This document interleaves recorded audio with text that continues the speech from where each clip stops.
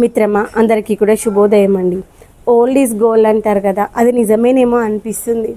మన తాతలు మన ముత్తాతలు వాళ్ళు తిన్నటువంటి ఆహారం అటువంటిది పౌష్టికమైనటువంటి ఆహారం కాబట్టి వాళ్ళు 80, 90, 100 సంవత్సరాలు వచ్చేంత వరకు కూడా మనుషులు చాలా గట్టిగా ఉండేవాళ్ళు.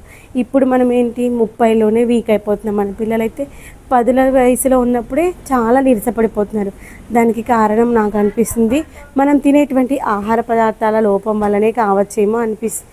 అందుకే మళ్ళీ మన ఆహారపు అలవాట్లు మన పూర్వీకులు ఎలా తిన్నారో అలాంటి అలవాట్లు మనం అలవాటు చేసుకున్నాం అనుకోండి, కొంతలో కొంత అయినా మన ఆరోగ్యం మెరుగుపడుతుందేమో అని చిన్న కోరిక అనమాట. అలా అనేసి నేనైతే చద్దన్నం తినడం అయితే అలవాటు చేసుకున్న నేను అఖిల్ ఇద్దరం తింటాము. మిగిలిన వాళ్ళు ఎవరు తిన్నారు.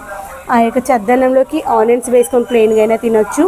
లేదు అంటే ఈ యొక్క చద్దన్నం మనము నైట్ రైస్లో పాలు కొంచెం పెరుగు వేసి తోడు వేసేసుకుని దాంట్లో ఆనియన్స్ పచ్చిమిర్చి వేసి పెట్టేసుకొని మార్నింగ్ వరకు అది మంచిగా తోడుకుంటుంది. దాంట్లో మనం కొంచెం సాల్ట్ వేసుకొని డైరెక్ట్ ఆనియన్స్తో అయినా తినొచ్చు. లేదు అంటే ఏదైనా చట్నీ కాంబినేషన్తో కానీ కర్రీ కాంబినేషన్తో కానీ తినొచ్చు అనమాట. ఈరోజైతే నేను చట్నీ కాంబినేషన్తో అయితే తింటున్నాను. అది నిమ్మకాయ చట్నీ వల్ల కూడా మనకేంటి ఇమ్యూనిటీ పవర్ అయితే బిల్డ్ అవుతుంది.